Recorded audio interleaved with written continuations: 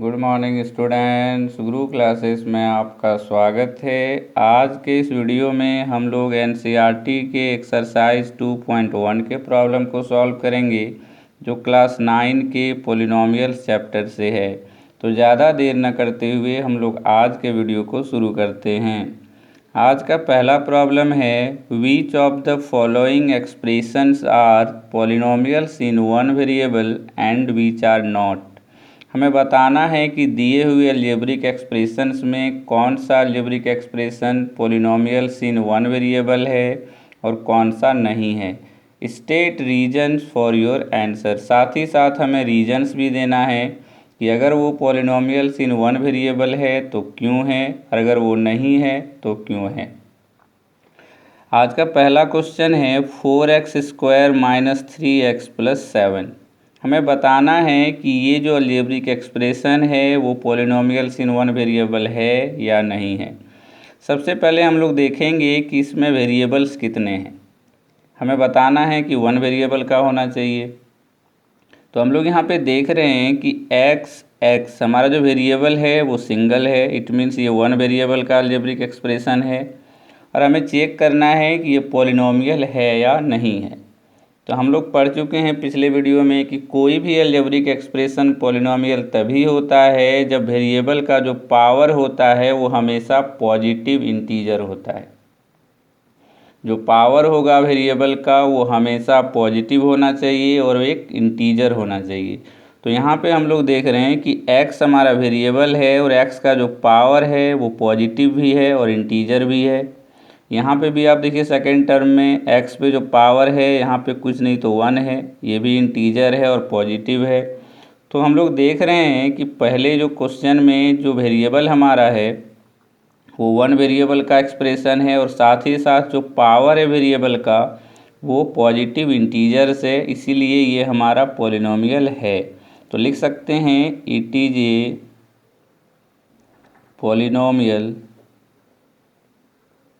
Of one variable. दूसरा question है y² + √2। यहाँ पे भी आप देखें तो वेरिएबल हमारा 1 है, सिर्फ y, तो ये वन वेरिएबल का अलजेब्रिक एक्सप्रेशन है।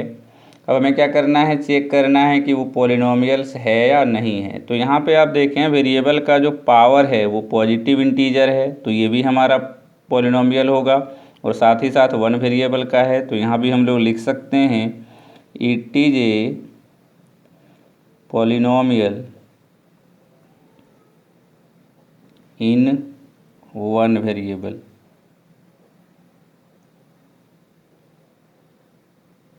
थर्ड जो क्वेश्चन है पहले प्रॉब्लम का 3√t + t√2। तो सबसे पहले t के जो रूट हैं उसको पावर के फॉर्म में हम लोग लिख लेते हैं। 3 × t पे पावर 1/2। रूट अंडर किसी भी नंबर का जो स्क्वायर रूट होता है वो पावर में 1/2 लिखा जाता है। तो ये हो गया 3 × t पे पावर 1/2 + t√2। यहाँ पे आप देखें जो हमारा वेरिएबल है t, ये तो सिंगल वेरिएबल है तो वन वेरिएबल का एक्सप्रेशन आ गया, बट पावर जो है वेरिएबल का वो फ्रैक्शन में है, इंटीजर में नहीं है। तो हम लोग यहाँ पे लिख सकते हैं it is not a polynomial. ये पॉलिनोमियल ही नहीं है क्योंकि जो पावर हमारा है वो पॉजिटिव इंटीजर नहीं है। अगर ये पॉलिनोमियल है ही नहीं तो हम लोग वन वेरिएबल का हो या टू वेरिएबल का रहे हो, क्या फ़र्क पड़ता है। तो ये हम लोग लिख सकते हैं इसका रीज़न कि जो पावर है वेरिएबल का वो पॉजिटिव इंटीजर नहीं है, पॉजिटिव है बट इंटीजर के फॉर्म में नहीं है, इसीलिए ये हमारा पॉलिनोमियल नहीं है। फोर्थ नंबर में आप देखें तो इसको हम लोग जब सिंप्लीफाई करेंगे तो क्या होगा, y + 2 × ये 1/y है। तो जब हम लोग y को डिनोमिनेटर से न्यूमरेटर की ओर लेके जाते हैं तो ये पावर माइनस में हो जाता है।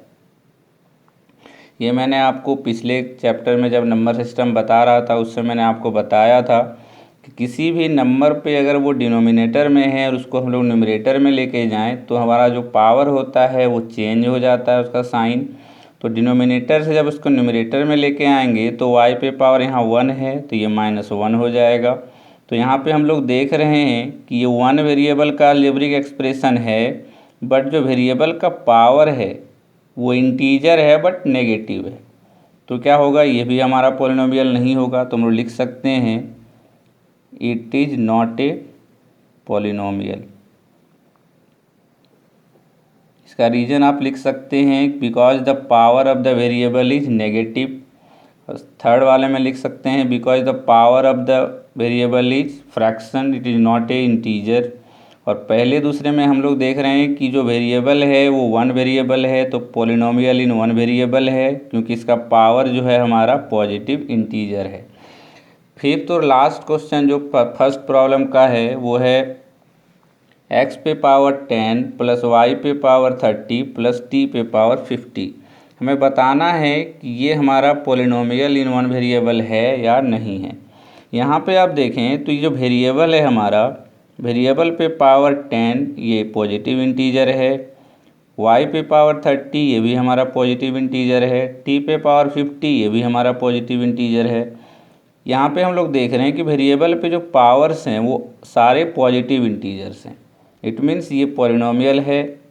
बट अब यहाँ ध्यान से देखें कि हमें चेक करना है कि पॉलिनोमियल्स इन 1 वेरिएबल है या नहीं है। यहाँ पे तो 3 वेरिएबल्स हैं x, y, t, तो ये पॉलिनोमियल है बट 3 वेरिएबल का। लिख सकते हैं इट इज ए पॉलिनोमियल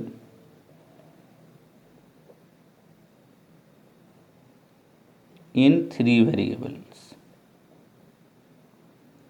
इसका मतलब हुआ कि ये 1 वेरिएबल का पॉलिनोमियल नहीं है, ये पॉलिनोमियल तो है बट 3 वेरिएबल का पॉलिनोमियल है।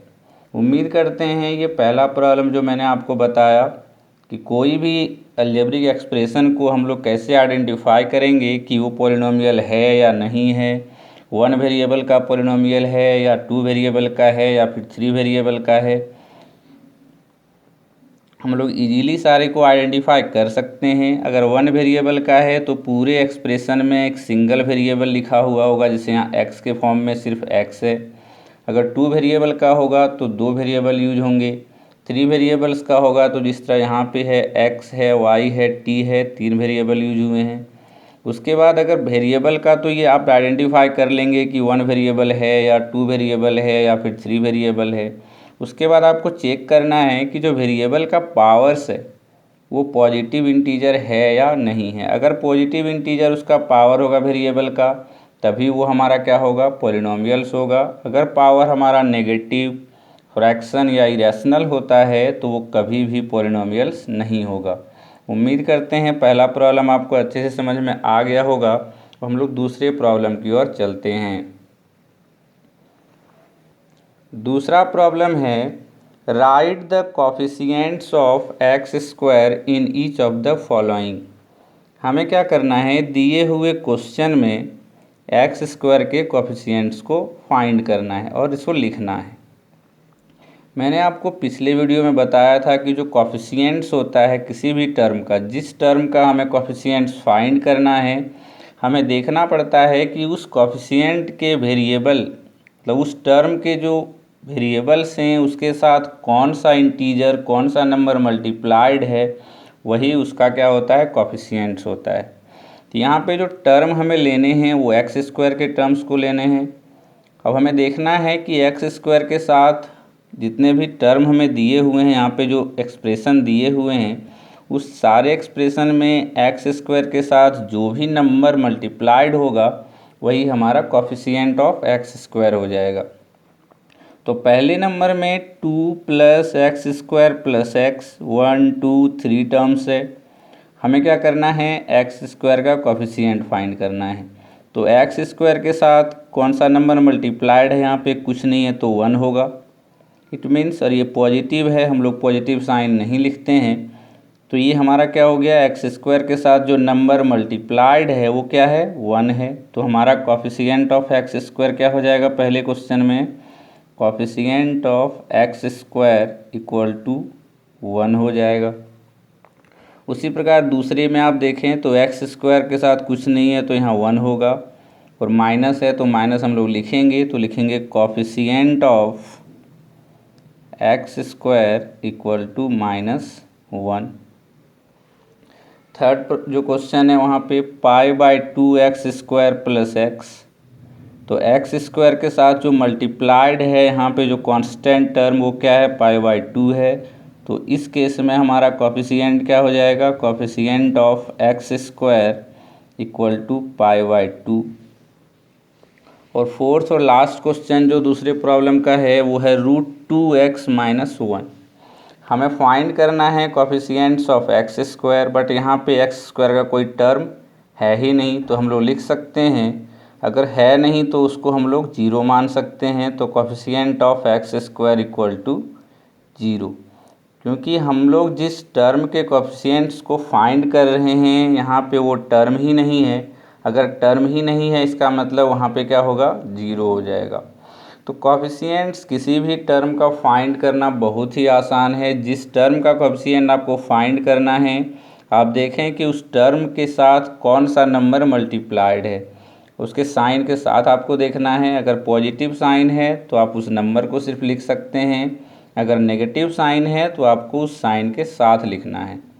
तो जिस टर्म के कोफिशिएंट को फाइंड करना है उस टर्म के साथ जो न्यूमेरिक या फिर जो कांस्टेंट टर्म मल्टीप्लाइड होता है उसी को हम लोग कोफिशिएंट ऑफ द टर्म कहते हैं। ये मैंने आपको पिछले वीडियो में बता दिया था। उम्मीद करते हैं आपको दूसरा प्रॉब्लम भी समझ में आ गया होगा। तो हम लोग तीसरे प्रॉब्लम की ओर चलते हैं। तीसरा प्रॉब्लम है, give one example each of A binomial of degree 35 and a monomial of degree 100। हमें क्या करना है, एग्जाम्पल देना है, दोनों का एक एग्जाम्पल देना है। बाइनोमियल ऑफ डिग्री 35, एक बाइनोमियल का एग्जाम्पल देना है जिसका डिग्री 35 होगा, और एक मोनोमियल का एग्जाम्पल देना है जिसका डिग्री 100 होगा। तो हम लोग जानते हैं बाइनोमियल का मतलब होता है वो पॉलिनोमियल जिसमें दो नॉन जीरो टर्म्स होते हैं, ये हम लोग पढ़ चुके हैं पिछले वीडियो में। और मोनोमियल का मतलब होता है वो पॉलिनोमियल जिसमें एक नॉन जीरो टर्म्स होता है। साथ ही साथ हमें देखना है कि दो टर्म तो हों और हाईएस्ट पावर जो वेरिएबल का है वो 35 होना चाहिए, क्योंकि डिग्री हमारा 35 है। और दूसरे में मोनोमियल होगा, सिंगल टर्म होगा, लेकिन डिग्री हमारा 100 होना चाहिए। तो हम लोग लिख सकते हैं binomial of degree 35 equal to, इसको हम लोग x पे पावर 35 - 5 लिख सकते हैं, या फिर आप चाहें तो इसको लिख सकते हैं 7y पे पावर 35 - 2y पे पावर 2। आप इस तरह से बहुत सारे टर्म बाइनोमियल मीन्स पॉलिनोमियल का एग्जांपल दे सकते हैं। जो बाइनोमियल होगा डिग्री 35 होगा। बस आपको ध्यान ये देना है कि उसमें जो है degree means highest power of the variable क्या होना चाहिए, 35 होना चाहिए, क्योंकि डिग्री हमें 35 लिखना है। तो फर्स्ट जो मैंने एग्जांपल दिया वो देखिए x पे पावर 35 - 5 है, तो वेरिएबल का जो हाईएस्ट पावर है वो 35 है, तो ये डिग्री 35 हो गया। और दो टर्म हैं, क्योंकि हम लोग मैंने आपको पिछले वीडियो में बताया था कि जो टर्म होते हैं वो प्लस या माइनस से सेपरेटेड होते हैं। तो यहाँ पे माइनस है तो एक टर्म x पे पावर 35 हो गया, दूसरा टर्म 5 हो गया। तो जिसमें दो और दोनों नॉन जीरो टर्म्स हैं, जीरो एक भी नहीं है, तो दोनों नॉन जीरो टर्म्स हैं, तो ये दो टर्म हो गया, हाईएस्ट पावर 35, इट मीन्स ये बाइनोमियल है ऑफ डिग्री 35। दूसरे में आप देखें तो यहाँ पे y पे पावर मैक्सिमम 35 है, तो डिग्री 35 हो गया, और ये पहला टर्म है, ये दूसरा टर्म है, तो ये भी बाइनोमियल ऑफ डिग्री 35 हो गया। तो इस तरह से आप बहुत सारे एग्जाम्पल दे सकते हैं, ज़रूरी नहीं कि मैंने जो लिखा है वही आप लिखें। आप बस इतना ध्यान रखें कि बाइनोमियल है तो दो टर्म होगा, डिग्री जितना बोला है वो उसका हाईएस्ट पावर होना चाहिए। अब दूसरा जो लिखना है हमें मोनोमियल ऑफ डिग्री 100, जिसको हम लोग लिख सकते हैं t पे पावर 100, या फिर आप लिखना चाहें x पे पावर 100, इस तरह से बहुत सारे आप टर्म लिख सकते हैं जो मोनोमियल होगा और डिग्री 100 होगा, क्योंकि मोनोमियल अगर है तो इसका मतलब टोटल 1 टर्म्स होंगे और 1 टर्म्स पे हाईएस्ट डिग्री क्या होना चाहिए 100। तो हम कांस्टेंट टर्म तो लिख नहीं सकते, क्योंकि डिग्री जब भी हम लोग फाइंड करते हैं वेरिएबल के हाईएस्ट पावर को लेते हैं। तो मैंने यहाँ पे t पे पावर 100 लिया, तो ये सिंगल टर्म हुआ तो मोनोमियल। डिग्री 100 है तो पावर 100 हो गया। यहाँ पे आप z पे पावर 100, y पे पावर 100 कुछ भी लिख सकते हैं, सारे क्या होंगे सही होंगे। उम्मीद करते हैं आपको ये तीसरा प्रॉब्लम भी समझ में आ गया होगा। इसमें एक और प्रॉब्लम पूछा जा सकता है, give an example of A trinomial of degree 10, trinomial of degree 25। आपको बस ये ध्यान देना है कि जो डिग्री दिया हुआ है वो उस एक्सप्रेशन का हाईएस्ट पावर होना चाहिए वेरिएबल का, और जो बाइनोमियल है तो 2 टर्म, मोनोमियल है तो 1 टर्म, और ट्राइनोमियल अगर होगा तो वहाँ पे आपको 3 टर्म्स लेने हैं। उम्मीद करते हैं आपको ये लॉजिक समझ में आ गया होगा। अब हम लोग नेक्स्ट क्वेश्चन की ओर चलते हैं। नेक्स्ट क्वेश्चन है, right the degree of each of the following polynomials. हमें दिए हुए पोलिनोमियल्स में से डिग्री फाइंड करना है, डिग्री राइट करना है हर एक्सप्रेशन का। जितने भी पोलिनोमियल है यहाँ पे सारे पोलिनोमियल्स के डिग्री को लिखना है। तो सबसे पहले क्वेश्चन को देखते हैं। पहले क्वेश्चन में जो हाईएस्ट पावर है वेरिएबल का वो कितना है, x पे पावर 3, x पे पावर 2, x पे पावर 1। और हम लोग जानते हैं डिग्री ऑफ द पोलिनोमियल क्या होता है, the highest power of the variable in the expression is called degree of the polynomial. तो इस एक्सप्रेशन में जो हाईएस्ट पावर है वेरिएबल का वो 3 है, तो हम लोग लिख सकते हैं डिग्री इक्वल टू 3। दूसरे में आप ध्यान से देखें तो यहाँ पे y नहीं है और यहाँ पे y स्क्वायर है, तो हम लोग इसमें क्या लिख सकते हैं, y का जो हाईएस्ट पावर है वो 2 है, तो लिख देंगे यहाँ पे डिग्री इक्वल टू 2। थर्ड में क्या है 5t माइनस रूट 7। तो यहाँ पे जो वेरिएबल है हमारा t है और t पे हाईएस्ट पावर क्या है 1 है, तो हमारा ये डिग्री क्या हो जाएगा, डिग्री इक्वल टू 1। और लास्ट में आप देखें 3 इंटू, यहाँ पे वेरिएबल नहीं है, यहाँ पे आप ध्यान से देखें तो इसको लिख सकते हैं 3 इंटू एक्स पे पावर 0। कोई वेरिएबल आप ले लें, x है, y है, z है, कुछ भी ले लें, तो 3 इंटू 1 इसको लिख सकते हैं 3 को, और 1 के प्लेस पे हम x पे पावर 0, y पे power 0, anything to the power 0 हमेशा 1 होता है। इट मीन्स वेरिएबल का पावर यहाँ पे क्या है मैक्सिमम 0 है, तो इसका डिग्री जो होगा वो हमेशा 0 होगा।